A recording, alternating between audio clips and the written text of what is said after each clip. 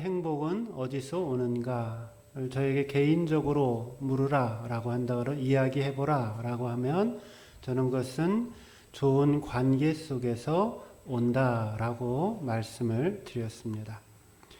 오늘 우리가 함께 상고하는 하나님 말씀은 우리가 이 인생 살아가면서 경험하게 되어지는 여러 삶의 관계들 속에서 우리 그리스도인들이 마땅히 어떠한 자세를 가지고 살아야 하는지를 알려주고 있습니다.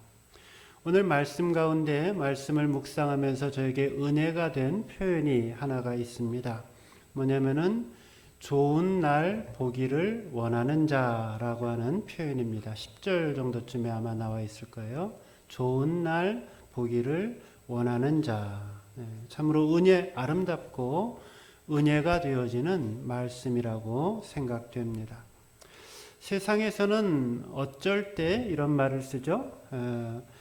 좋은 날이 올 거야. 이런 말을 사용할 때는 아주 어려운 환경 속에 있거나 힘든 상황 속에서 용기를 북돋아주면서 지금과는 다른 새로운 환경이 나에게 주어질 경우를 생각해 보면서 힘든 사람들을 향해서 좋은 날이 올 거야 라고 이야기를 합니다.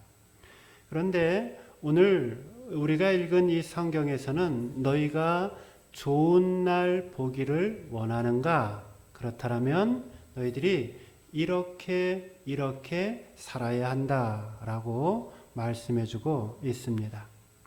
이 말씀은 이 땅에서 여러 사람들과 섞여 사는 이 짧은 인생살이에서 어떻게 하면 그리스도인답게 아름다운 삶을 살아갈 수 있을까? 이 이야기를 다루고 있습니다. 내 인생 가운데 늘 좋은 일들이 일어나야 되는데 우리가 어떻게 살아가야 할까요? 좋은 날이 우리 인생 앞길에 놓여 있기를 원한다라면 우리는 어떻게 살아야 할까요? 사도 베드로는 좋은 날 보기 원하는 자의 인생 원리를 다음에 3가지로 요약하여서 말씀해주고 있습니다. 첫째는 마음을 같이하여 뜨겁게 사랑하자입니다. 한번 따라해 보겠습니다. 마음을 같이하여 뜨겁게 사랑하자. 네. 우리 인생이 좋은 날 되기 위해서 사도 베드로가 우리에게 주는 첫 번째 신앙의 덕목은 마음을 다 한 마음을 품어서 뜨거운 마음으로 서로를 열렬히 사랑하자라는 것입니다. 좋은 인간관계가 좋은 날을 만드는 것입니다. 그것은 우리의 가족 구성원 간이든 혹은 교회의 성도들 사이의 관계이든 직장이든 어떤 공동체이든지 마찬가지입니다. 서로를 이해하고 서로에게 관심을 가져주고 서로를 배려하는 이런 좋은 인간관계를 통해서 우리 인생의 좋은 날들이 만들어져 갑니다. 8절 말씀을 보십시오. 8절 우리 다 같이 여러분들이 읽어주시면 고맙겠습니다. 8절 시작.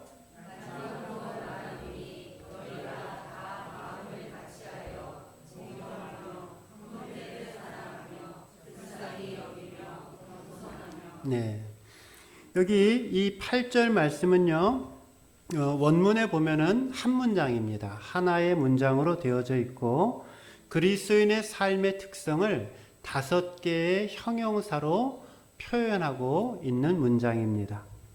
마음을 같이하고 또 동정하고 형제를 사랑하고 불쌍히 여기고 겸손하라라고 하였습니다. 이 5가지 명령을 주의 깊게 살펴보면 형제를 사랑하라 라고 하는 것이 중심 명령이고 나머지 형용사들은 이 형제를 사랑하라 라고 하는 것을 설명하고 있는 구체적인 방법을 가리키고 있습니다. 사도 베드로의 가르침을 한마디로 정리하면 이것입니다. 내 인생에 좋은 날 누리기를 원하느냐? 마음을 같이하여서 뜨겁게 사랑하며 살아라 말씀합니다. 여기 표현된 구체적인 사랑의 방법들을 잠시 묵상해 봅니다. 첫째, 마음을 같이 해야 한다라고 하였습니다. 마음을 같이 하라라고 하는 이 말 앞에 단어 하나가 더 포함이 되어져 있어요. 무슨 말이 포함되어져 있죠? 다 마음을 같이 해야 한다라고 말씀하고 있습니다. 모두가 다 한 마음이 되어서 사랑하는 것입니다. 영어 성경에는 이것을 이렇게 표현합니다. Live in harmony with one another 그랬어요. 그러니까 서로 간에 조화를 이루면서 살아야 한다라는 말씀입니다. 즉, 이 말씀은 우리가 모든 면에서 다 똑같아야 된다라는 획일성을 뜻하는 것은 아닙니다. 서로 살아가는 방식이 조금 다를 수 있고 생각하는 방식이 조금 다를 수 있지만 그 다름을 넘어서서 인정하고 그것을 넘어서서 그리스도 안에서 조화를 이루면서 살아야 한다 말씀합니다. 두 번째는 동정하며라고 이야기를 합니다. 이 동정이라고 하는 말은 헬라어 표현으로는 sympatheis라고 하는 말이에요. 영어의 sympathy라고 하는 말이 있죠. 그 동정이라고 하는 말, 동정심, 측은심이라고 하는 그 단어가 이 헬라어 이 sympatheis라고 하는 말에서 나왔습니다. 이 말은 복합어인데요. 함께라고 하는 말과 그 다음에 감정이라고 하는 말이 서로 합해져 있는 말입니다. 그러니까 동정이라고 하는 말은 뭐예요? 말 그대로 함께 감정을 나누는 것, 그것이 동정의 마음입니다. 상대방의 마음을 같이 느껴주는 것을 동정이라고 이야기를 합니다. 형제가 고통을 당할 때 그 고통을 함께 나누는 것입니다. 또 자매가 기뻐할 때에 그 기쁨을 함께 나누는 것, 이것을 동정한다라고 이야기를 합니다. 성경 표현대로 즐거워하는 자들로 함께 웃고 우는 자들로 함께 울어주는 마음, 그것이 동정의 마음입니다. 세 번째, 형제를 사랑하며 라고 이야기를 했어요. 이 형제 사랑에 대해서는 우리가 베드로전서 1장에서 우리가 이미 살펴본 바대로 베드로전서 1장 22절에 보면 거짓이 없이 형제를 사랑하기에 이르렀으니 마음으로 뜨겁게 서로 사랑하라 라고 말씀하였습니다.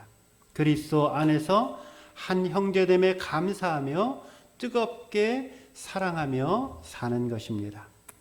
네 번째는 불쌍히 여기며 라고 이야기했습니다. 이것도 헬라어 말로는 유스플랑크노이라고 하는 말인데요. 이 말의 원어의 뜻은 이렇습니다.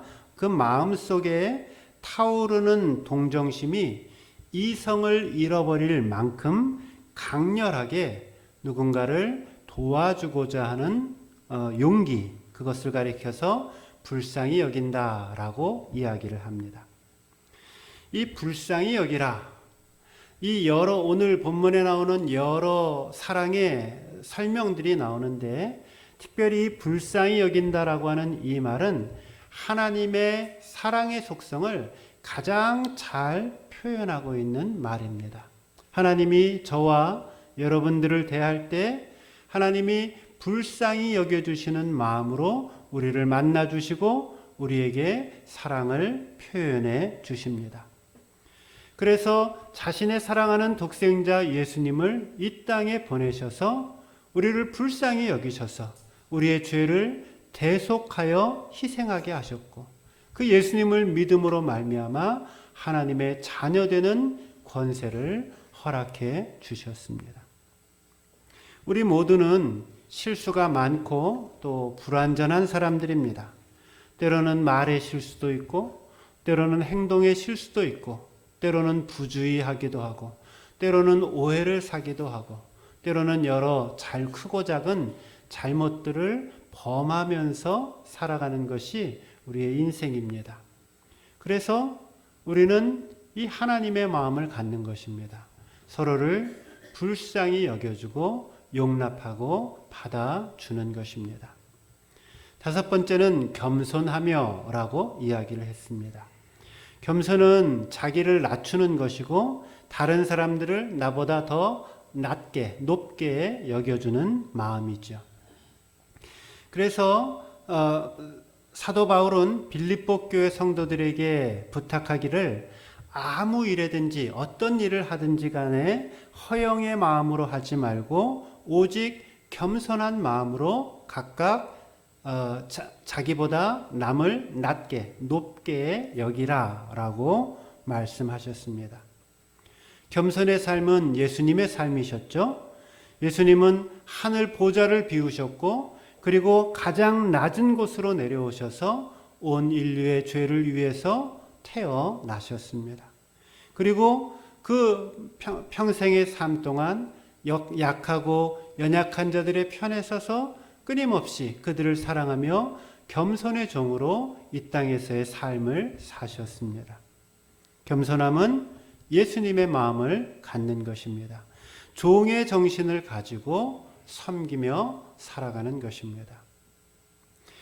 한번 우리가 살아가고 있는 이 세상을 한번 돌아보십시오. 우리가 살고 있는 이 세상의 가장 첫 번째 원리는 경쟁 원리입니다. 늘 끊임없이 나와 남을 비교하고 내가 조금 더 많은 학식을 갖기 위해서, 내가 조금 더 많은 성적을 내기 위해서, 내가 조금 더 좋은 직장에 다니기 위해서, 내가 조금 더 많은 돈을 벌기 위해서 경쟁하며 살아가는 것이 우리가 살고 있는 이 사회의 윤리, 사회의 규칙입니다. 그런데 예수님은 이 경쟁의 원리로 살지 말고 사랑의 원리로 이 땅을 살아가라 말씀하십니다. 하나님의 눈으로 서로를 바라보며 불쌍히 여기며 긍휼히 여기며 또 서로를 동정하며 형제 사랑으로 뜨겁게 사랑하며 사는 것입니다. 내 인생이, 내 삶이 좋은 날 보기를 원하는가? 그렇게 하기를 원한다라면 내 마음속에 이 지극한 예수님의 사랑이 차고 흘러넘쳐서 흘러나와서 마음으로 뜨겁게 형제를 사랑해야 한다 말씀합니다. 사랑하는 성도 여러분, 바라기는 내 삶 속에 이 예수님의 십자가 사랑과 은혜가 가득히 차고 흘러넘쳐서 사랑 못할 사람 한 사람 없고 섬기지 못할 사람 한 사람 없고 또 진정 하나님의 사랑의 사람이 되어서 하나님이 허락하시는 좋은 날 경험하며 살아가시기를, 사랑할 때 좋은 날 경험한다라고 하였으니 사랑하며 좋은 날 경험하며 살아가시기를 주님의 이름으로 축원드립니다. 두 번째로 악한 말을 그치고 선한 말을 하라입니다. 따라해 보세요. 악한 말을 그치고 선한 말을 하라. 네. 내 인생에 좋은 날 보기를 원한다라면 이 입이 고쳐져야 돼요. 입에 악한 말을 그치고 거짓을 말하지 아니하고 선한 말을 해야 한다 말씀합니다. 10절 말씀 보십시오. 10절 여러분들이 읽어주시면 고맙겠습니다. 시작.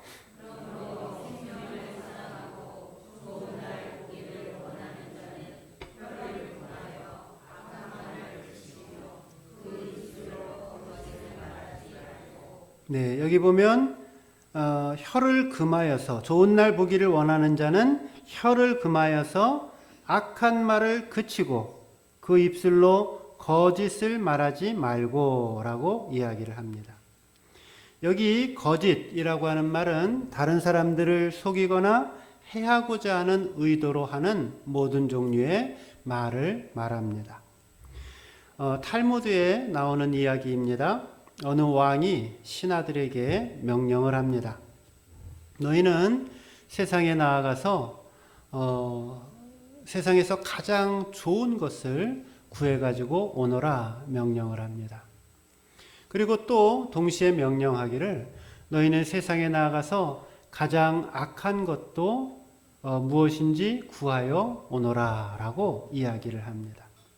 오랜 시간이 걸려서 신하들이 돌아옵니다.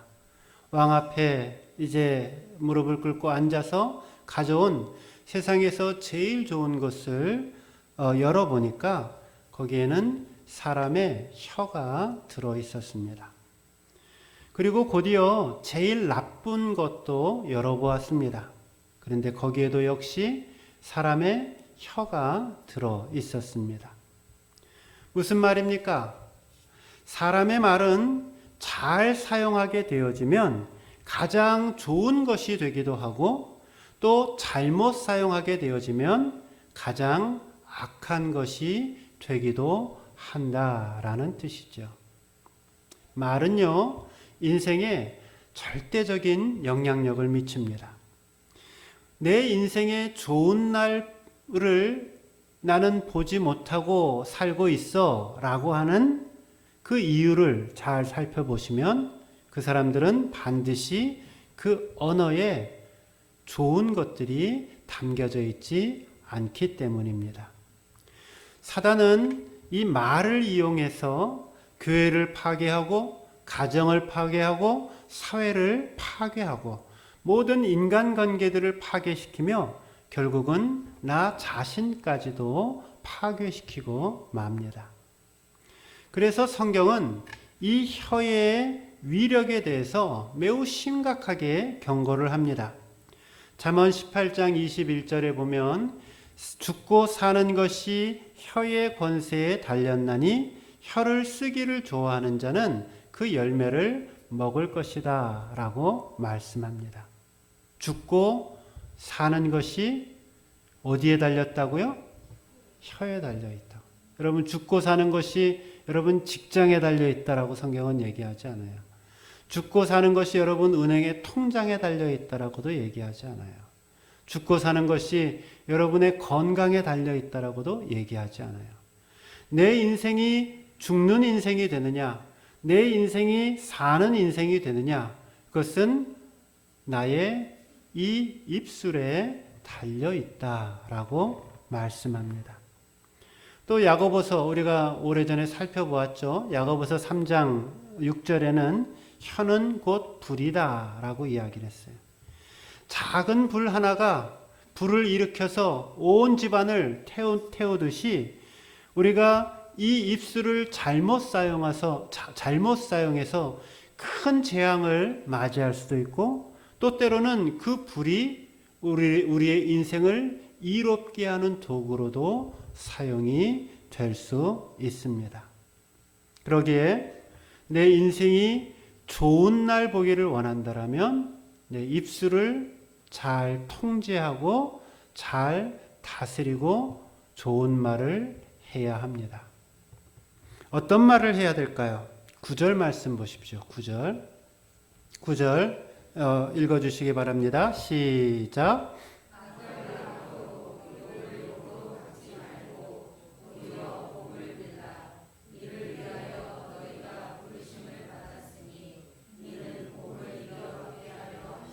예, 여기도 아주 기가 막히게 은혜되는 말씀이 있죠. 맨 뒤에 보면은 복을 이어받게 하는 축복을 우리에게 말씀을 해주세요. 어떤 사람들에게요? 악을 악으로 갚지 않고 복을 빌어주는 사람들, 그들에게 복을 이어받게 하는 축복을 해주시겠다라고 말씀합니다. 이것이 얼마나 귀한 복이 되는 축복이 되는 하나님의 말씀입니까? 미국의 심리학자 로젠탈의 리포트에 이런 이야기가 있습니다. 실험을 했는데요. 들쥐를 14마리를 구해서 7마리를 한쪽으로 두고 또 다른 쪽 7마리를 따로 구별해 놓고 실험을 했습니다. 동일한 환경 속에서 모두에게 동일한 먹이를 주고 또 동일한 잠자리를 제공하면서 키웠습니다. 한 가지 차이점은 이것입니다. 한 집단의 들쥐들은 먹이를 줄 때마다 매일 좋은 말을 해주고 쓰다듬어주고 그렇게 먹이를 주었습니다. 또 다른 집단의 들쥐에게는 매일 먹이를 줄 때마다 욕이 섞인 부정적인 말을 하였습니다. 그런데 그 결과는 놀랍습니다. 3개월이 지나자 양쪽 상자에 있는 들쥐들의 발육이 눈에 띄게 차이가 났습니다. 매일 쓰다듬어주고 칭찬하면서 먹을 것을 주었던 그 들쥐들은 아주 토실토실하고 건강하게 자랐습니다. 반면에 욕을 들으며 먹었던 그 들쥐들은 어딘가 불안 증세를 나타내고 있고 발육 상태가 좋지 않았습니다. 혹시 여러분의 남편이 발육 상태 막 계속해서 살찌고 막 건강해지고 그러면 좋은 말 하면서 아마 주셨을 거예요. 근데 왠지 모르게 초췌해지고 얼굴에 탄력을 잃고 아주 만들면서도 아마 좋은 말 안 했을 수도 있다라는 거죠. 한간 미물에 지나지 않는 동물조차도 그 사육하는 태도에 따라 그 말하는 태도에 따라서 이처럼 커다란 차이를 보이는 것입니다. 하물며 하나님의 형상으로 지음을 받은 인간이야 더할 나위가 있겠습니까? 서로 축복해주는 말을 해야 합니다. 축복의 언어를 듣고 살아오는 사람들과 저주의 언어를 듣고 살아가는 사람들은 전혀 다른 인생길을 살아갑니다. 제가 아버지처럼 존경하는 한 총장님이 계세요. 목사님이시고 신학교 교수님 하시다가 지금은 대학원 총장님을 하고 계시는데 이분이 쓴 글에 보면은 이분은 상담 심리를 하시는 분이신데 이분이 쓴 글에 보면은 연구한 결과 어떤 요즘 텔레비에 많이 나온 사이코패스 같은 사람들 있잖아요. 이런 사람들이 갖고 있는 공통적인 특징이 하나가 있는데 그것은 어렸을 때 굉장히 심한 언어적, 신체적 학대를 받았던 사람들이다라고 그렇게 결과는 보고를 합니다. 여러분, 자녀들을 키우실 때 우리 젊은 부부들 특별히 잘 들으세요. 자녀들을 키우실 때 칭찬하는 말, 축복하는 말을 아끼지 마십시오. 여러분 꼭 기억하십시오. 자녀들에게 좋은 말 하는 습관을 가지시기 바랍니다. 부모의 눈으로 자녀가 잘하면 얼마나 잘하겠습니까? 또 얼마나 부족한 것들이 보이겠습니까? 그렇다고 그것을 부모의 눈과 기준으로 이것 못해 저것 못해 하면서 계속 부정적인 이야기를 심어주면 그 아이가 자라서 그 미래에 겪게 될 그의 미래는 그렇게 전도 유명한 미래가 되지 못한다라는 사실입니다. 칭찬의 말을 하고 조금 잘했어도 많이 잘했다라고 얘기를 해주고 조금 노력했어도 정말 칭찬을 듬뿍듬뿍 담아서 사랑을 듬뿍듬뿍 담아서 격려해주고 칭찬을 해주는 겁니다. 그러면은 그것이 그 자녀로 하여금 더 큰 용기를 갖게 되어지고 희망을 갖게 되어지고 그러면서 삶을 건강하게 만들어갈 수 있는 것입니다. 성도들 사이에서도 축복의 언어를 나누십시오. 장로님을 보고 권사님을 보고 집사님을 보고 또 새로운 성도들을 보고 늘 축복의 말을 해주십시오. 성도님을 보고 장로를 보니까 제가 기분이 너무 좋아요. 너무 행복해요. 장로님 얼굴 보니까 마치 하나님 얼굴 보는 것 같아요. 꼭 그렇지 않더라도 그렇게 말씀을 자꾸 해주시라. 그래서 늘 축복해주고 격려해주고 목회자와 사역자들에게도 늘 축복해주고 격려해주는 그런 관계가 되어야 합니다. 노 목사님, 정말 그 바쁘시고 사역하시고 영혼 돌보시라고 바쁘신데 이렇게 아침마다 이렇게 매주마다 예배 올 수 있도록 이렇게 차량 봉사를 해주시니 제 마음이 얼마나 고마운지 모르겠어요. 그러고 차를 타시란 말이세요. 목사님 너무 고마워요. 네. 제가 가끔 노 목사님 바빠서 제가 운전할 때도 그렇게 말씀 잘 안 하시더라고요. 네. 자꾸 축복해 주시라고. 네. 서로 간에 축복의 언어를 나누어줘야 합니다. 축복의 언어는 결코 손해나는 법이 없습니다. 부부간에도 좋은 말 해주세요. 오늘 밥을 먹었으면 오늘 다른 때보다 오늘 더 맛있는 것 같아. 뭐 거기서 거기겠지만 그렇지 않겠어요? 오늘 너무 맛있었어. 오늘 수고가 참 많았네.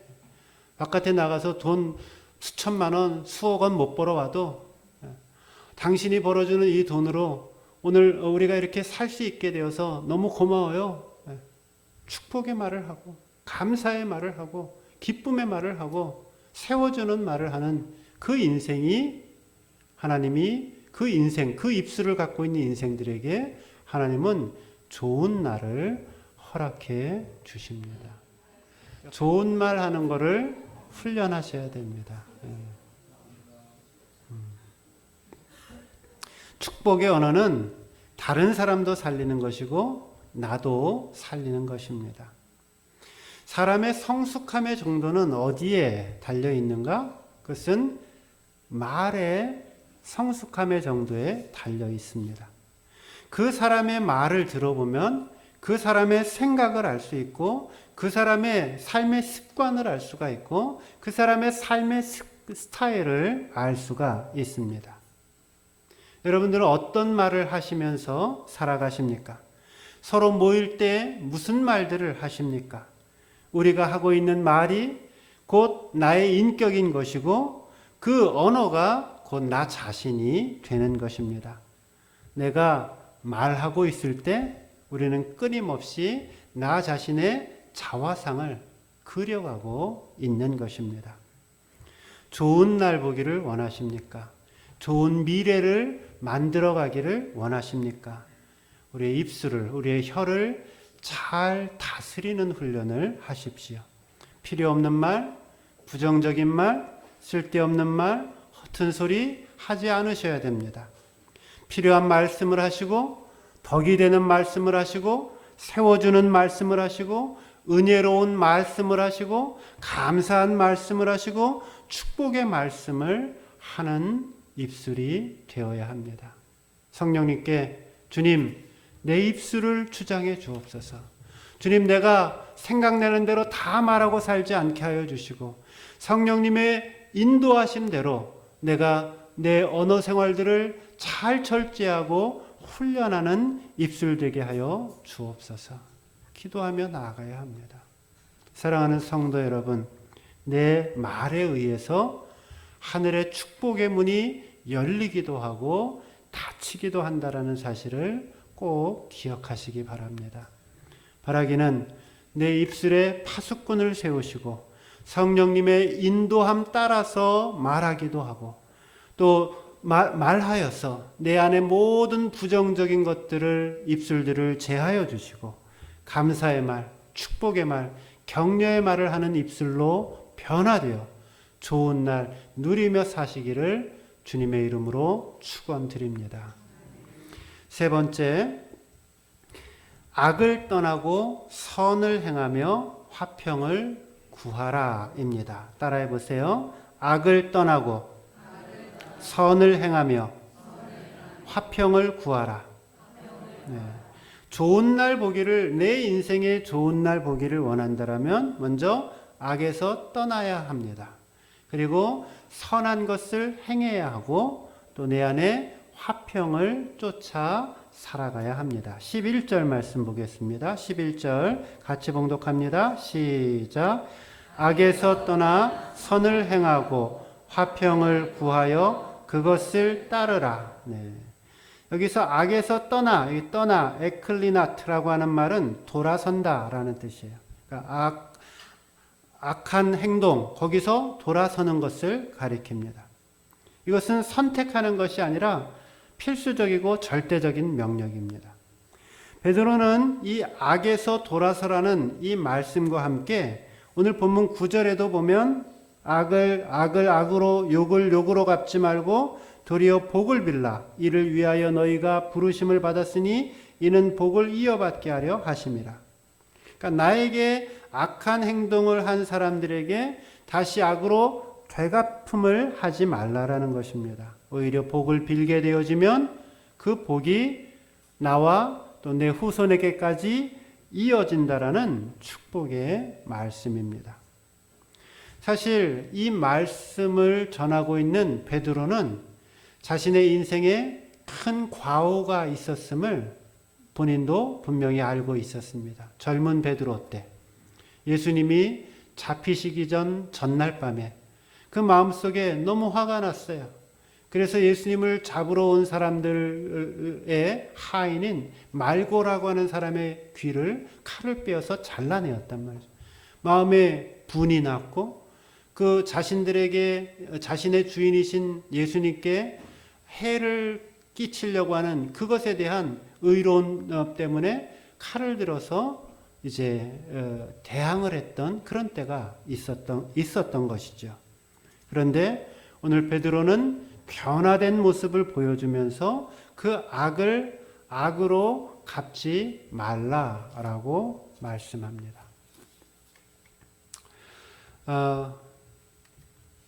될까요, 이게? 악을 악으로 갚지 말라. 어떻게 하면 우리는 악을 악으로 갚지 않을 수 있을까요? 그것은 하나님께서 이 모든 과정 속에 간섭하시고 역사하시고 지켜보고 계신다라는 믿음 때문에 가능한 것입니다. 그래서 원수 갚는 것을 하나님께 하나님의 일로 내어 맡기고 악을 악으로 갚지 않고 선으로 대해주고 오히려 축복해 줄 때 하나님의 축복의 역사는 우리 가운데 임하게 된다 말씀합니다. 악을 버리고 선을 행하고 화평을 구해야 한다라고 이야기를 합니다. 여기 화평케 한다라고 하는 이 말, 모름지기 성도들은 화평을 구하는 삶, 평화를 구하는 삶, 화평을 구하는 삶을 살아야 합니다. 화평케 하는 자가 복이 있나니 이는 무슨 축복이 있었죠? 저들이 하나님의 아들이라 일컬음을 받을 것이며 라고 성경은 말씀합니다. 그러니까 하나님 자녀의 특성은 뭐냐면은 화평케 하는 것이 특성이라는 거예요. 내가 예수 믿는 사람이라고 하면 그 예수 믿는 사람의 특성은 뭐냐면은 그 있는 자리가 자신이 있는 그 자리가 평화가 만들어지는 자리여야 한다라는 겁니다. 내가 가는 그곳에 내가 어떤 모임에 참여함으로 그 모임에 화목이 생기고 평화가 생기고 웃음꽃이 생겨난다라면 그것은 내가 진짜로 하나님의 자녀임을 증거하고 있는 것입니다. 그런데 내가 어떤 모임에 참여하면 그 모임에 참여하는 데마다 주변 사람들이 힘들어하고 불안해하고 답답해하고 하면 그것은 내 자신의 믿음을 다시금 돌아볼 수 있어야 합니다. 성도 여러분, 내가 그 자리에 있기만 하면 그것이 여러분의 가정이 되었던, 그것이 여러분의 직장이 되었던, 여러분의 친구 관계가 되었던, 내가 교회가 되었던, 내가 그 자리에 있기만 하면 그 안에 웃음꽃이 피어나고 그 안에 평화가 생겨나고 그 안에 서로를 돌보는 사귐이 생겨나는 그러한 평화가 넘쳐나는 평화를 만드는 인생이 되기를 축복합니다. 구하다라고 하는 말, 제테오라고 하는 말은 열심을 내어서 행동하라라고 하는 뜻이고, 디오코, 쫓다라고 하는 말은 강한 추구를 말하는 것으로 보물을 찾을 때, 보물섬에 가서 보물을 찾을 때 제테오, 쫓으라라고 하는 이 말을 사용하고 있다라는 것입니다. 그러니까 평화를 구하되 그냥 평화가 생기면 좋겠지라고 하는 차원이 아니라 열심히 뜨겁게 내 삶의 자리에서 하나님의 평화가 이루어지도록 뜨겁게 쫓으며 따라가라 라고 하는 말씀입니다. 저와 여러분 모두는 화평을 창조하는 사람이 되어야 합니다. 내가 있는 그 가정, 내가 있는 그 학교, 내가 있는 단체, 내가 있는 집안의 모임, 친구들의 모임, 어디에서든지 우리는 화평케 하는 사람이 되어야 할 줄로 믿습니다. 결론의 말씀으로 12절 말씀 보겠습니다. 12절 여러분들이 읽어주시면 고맙겠습니다. 시작.